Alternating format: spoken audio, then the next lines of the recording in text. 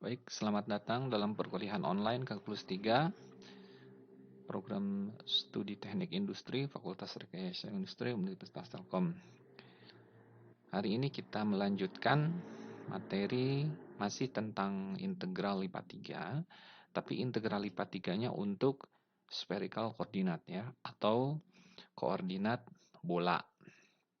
Ya, pada pertemuan sebelumnya kita sudah belajar tentang integral lipat 3 menggunakan koordinat silinder atau koordinat tabung.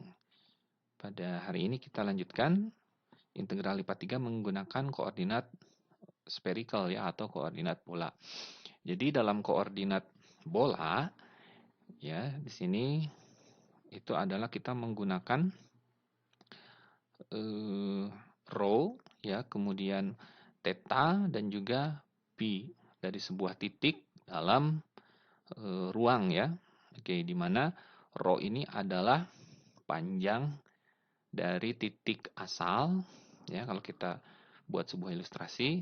Nah, ini sebuah titik P ya dalam bidang X, Y, Z ya. Oke. Ini X, ini Y, ini Z, ini titik P. Nah, kemudian titik P ini diganti dengan koordinat pola ya. Untuk koordinat pola yang pertama itu adalah rho. Rho itu adalah panjang dari titik asal ke titik P. Nah, ini berarti titik asal ya 0,00 ke titik P. Nah, itu adalah rho. Kemudian theta itu adalah sudut ya, sama seperti pada koordinat silinder ya. Artinya adalah bahwa theta ini sudut yang dibentuk oleh sumbu X positif dan proyeksi dari titik P terhadap bidang XY. Nah, proyeksinya di titik ini. Nah, kalau kita tarik, ini berarti jari-jari ya. Oke, jari-jari titik ini ke titik ini. Nah, maka theta itu adalah sudut yang terbentuk di antara X dan jari-jari dari proyeksi titik P ini. Kemudian, Pi. Nah, Pi ini adalah sudut yang terbentuk di antara sumbu Z positif dan juga panjang garis OP atau rho tadi ya. Jadi kalau di sini tadi kita sudah berbicara bahwa rho itu adalah panjang dari titik asal ke titik P. Nah, kemudian dari ini kan membentuk sudut ya. Oke. Jadi sumbu Z dengan panjang OP ini membentuk sudut. Nah, sudutnya ini adalah sebesar pi ya. Oke. Kita lanjutkan hubungan antara koordinat biasa, yaitu koordinat X, Y, Z ya, terhadap koordinat bola. Nah, di sini ada sebuah titik P ya, oke, dalam X, Y, Z. Kemudian kalau dia dinyatakan dalam koordinat tabung, itu adalah titik P, rho, theta, pi. Nah, titik P ini, oke, yang pertama, kalau kita lihat berdasarkan koordinat Z-nya, nah maka Z-nya itu adalah dari titik asal ke sebuah titik di sini ya. Misalkan dia adalah titik Q ya, atau titik P kalau diproyeksikan terhadap sumbu Z ini ya, maka proyeksinya di sini ya, di titik Q. Oke, nah sehingga nanti ya ini ada 3 titik ya, titik asal, titik O, titik P, dan titik Q. Nah, ini membentuk sebuah segitiga siku-siku di Q ya. Oke, sudut yang terbentuknya, nah ini sudut Pi tadi ya. Oke, sudut Pi ini adalah tadi apa? Sudut yang dibentuk oleh sumbu Z positif dengan panjang titik asal atau titik O ke titik P atau rho ya. Oke, berarti Pi ini adalah sudut yang dibentuk oleh sumbu Z positif dan rho ini. Nah, kalau kita perhatikan, di sini berarti rho ini sebagai sisi miringnya ya.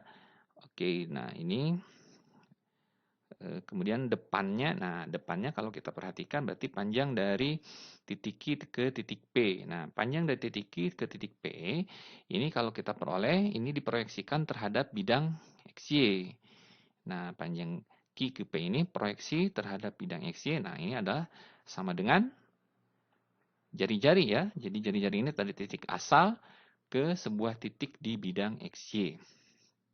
Nah, sehingga sisi depan bagi sudut P ini adalah jari-jari, ya, kemudian sampingnya adalah Z, kemudian miringnya adalah rho ya.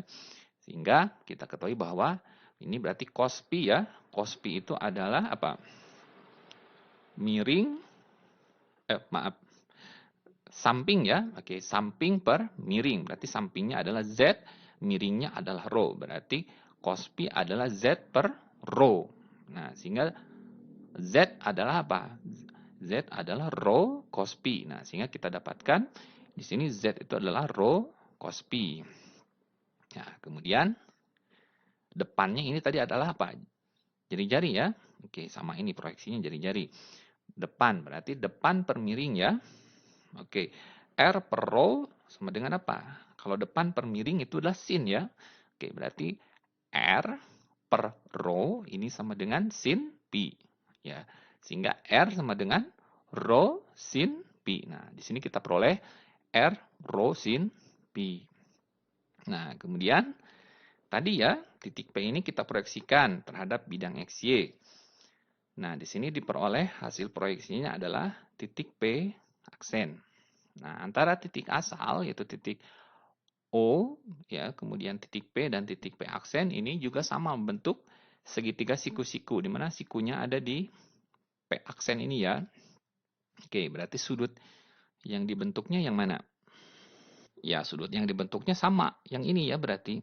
Oke, yang ini berarti sama dia dengan pi. Nah, berarti hubungannya juga sama. Ini kan berarti depan ya.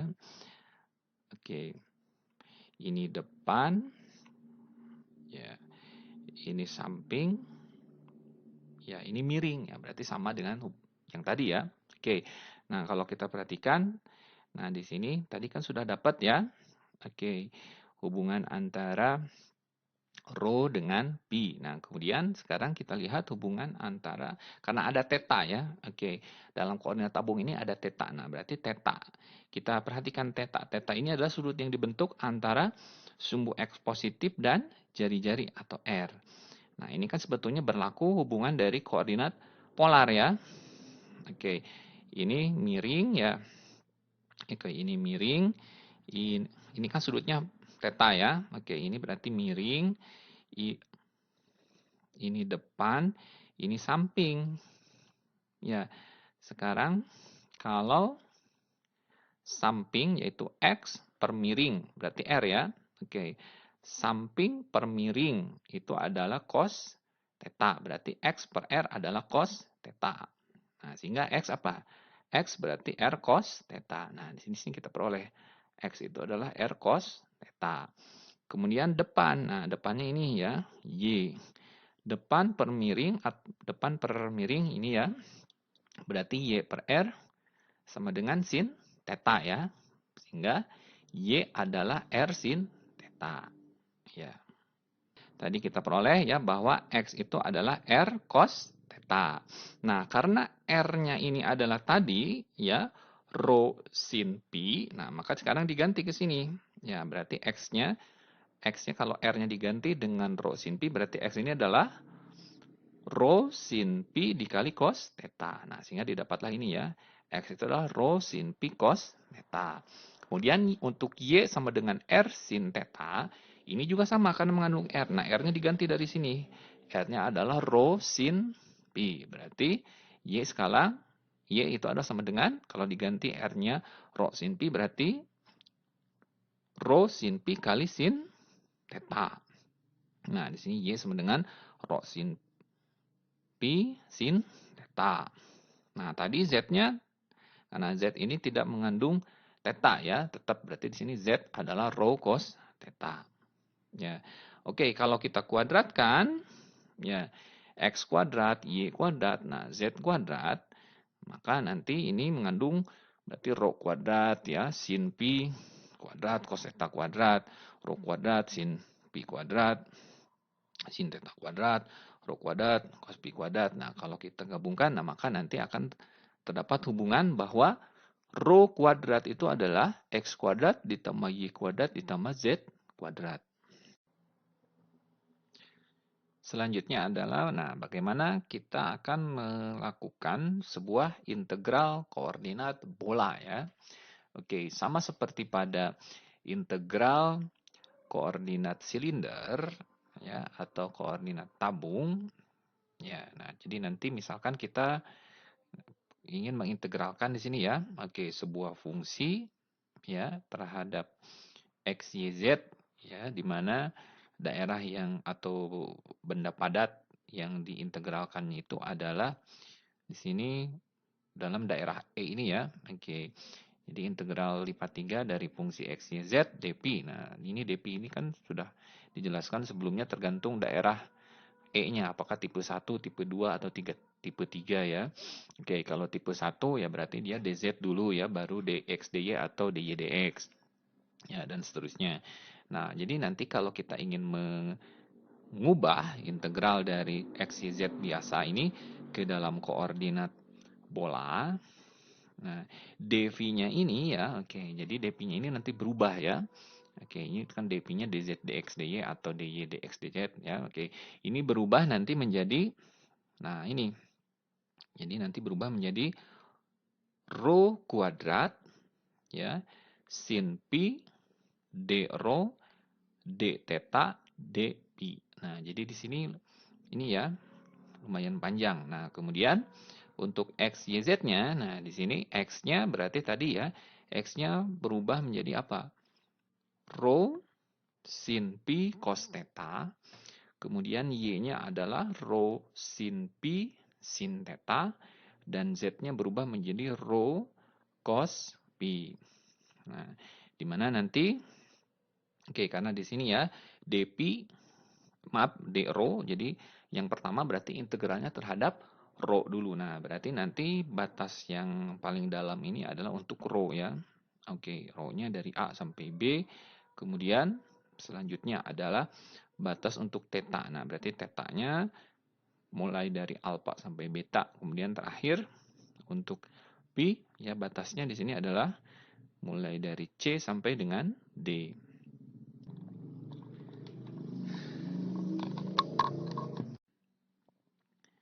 Baik, kita coba lihat contoh untuk integral lipat 3 menggunakan koordinat bola ya. Oke, nah di sini hitung integral lipat 3 ya, di mana daerah yang diintegralkannya adalah daerah B ya, B besar di sini untuk fungsi. Nah, fungsinya adalah eksponen dari x kuadrat ditambah y kuadrat ditambah z kuadrat pangkat 3/2 dv. Nah, berarti ini masih dalam x, y, z ya, karena ini kan variabelnya masih x, y, z.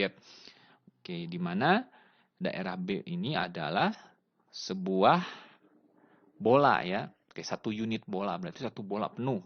Oke, jadi kalau dinyatakan di sini satu unit bola penuh itu adalah B, ya itu adalah himpunan dari titik-titik dalam koordinat x, y, z, di mana x kuadrat tambah y kuadrat tambah z kuadratnya adalah kurang dari 1 ya. Oke, dalam artian bahwa B ini adalah sebuah bola. Ini kan x kuadrat tambah y kuadrat tambah z kuadrat itu apa? Rho kuadrat ya. Oke, berarti jari-jari dari bola ya. Oke, berarti ini rho kuadratnya sama dengan 1. Kalau rho kuadratnya 1 ya berarti jari-jari bolanya adalah 1. Ya, ini daerah B-nya masih dalam x, y, z. Kalau kita ubah ke dalam koordinat bola, di mana koordinat bola itu adalah tadi ya, oke, himpunan dari titik-titik dalam koordinat rho, theta, pi ya. Oke, tadi dari sini berarti rho-nya adalah 1 ya. Berarti batas untuk rho-nya kita ubah di sini adalah dari 0 sampai dengan 1. Nah, karena di sini 1 unit bola, berarti jari-jari berarti dia satu putaran penuh ya. Maaf. Oke, berarti satu putaran penuh sehingga tetanya adalah mulai dari 0 sampai dengan 2pi. Nah, kemudian ini pi sudut yang dibentuk oleh rho dan sumbu z. Nah, karena satu bola penuh berarti z-nya bisa z positif atau bisa z negatif. Ya, kalau z-nya bisa z positif, bisa z negatif berarti 180 atau pi, sehingga pi-nya di sini adalah mulai dari 0 sampai dengan pi ya. Oke, ini pi yang bulat ditusuk, kalau ini yang pi biasa ya. Oke. Nah, sehingga nanti integral dari daerah B untuk fungsi eksponen x kuadrat tambah y kuadrat tambah z kuadrat pangkat 3/2 dv. Oke. Ya, tadi Ini sama dengan, nah, supaya tidak lupa tadi ya, dp. Jadi kalau dari x, y, z diubah ke bola, tulis dulu di belakangnya ini ya.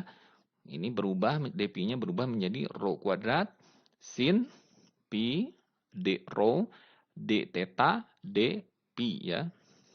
Oke. Nah, kemudian fungsi yang diintegralkannya ini eksponen x kuadrat tambah y kuadrat tambah z kuadrat. Nah, karena tadi x kuadrat tambah y kuadrat z kuadrat itu adalah rho kuadrat, berarti di sini langsung diganti fungsinya adalah eksponen dari rho kuadrat. Nah, ini pangkatkan 3/2. Berarti eksponen dari rho kuadrat dipangkatkan 3/2. Oke, integral yang pertama batasnya karena di sini terhadap rho. Berarti ini adalah batas rho. Rho-nya tadi 0 sampai 1. Berarti ini adalah integral 0 sampai 1. Kemudian integral berikutnya terhadap theta. Nah, berarti yang kedua di sini karena tadi tetanya satu putaran penuh, satu bola itu satu putaran penuh, berarti ini adalah integral 0 sampai 2pi. Ya.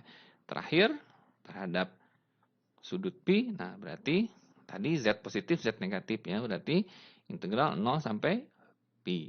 Oke. Oke, kita tulis lagi, berarti integral 0 sampai pi.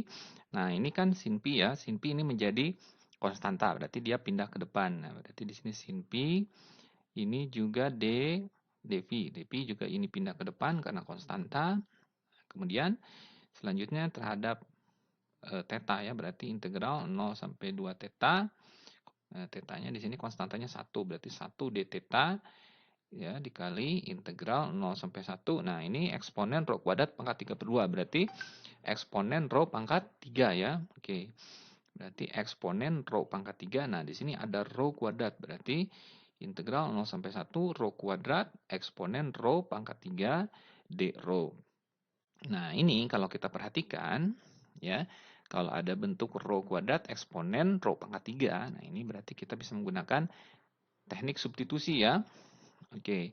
Nah, dengan menggunakan teknik substitusi, hasil integral dari rho kuadrat eksponen rho pangkat 3 d rho ini adalah hasilnya 1/3 eksponen rho pangkat 3. Ya. Kalau kita tentukan batas bawah rho-nya adalah 0, batas atas rho-nya 1, ya.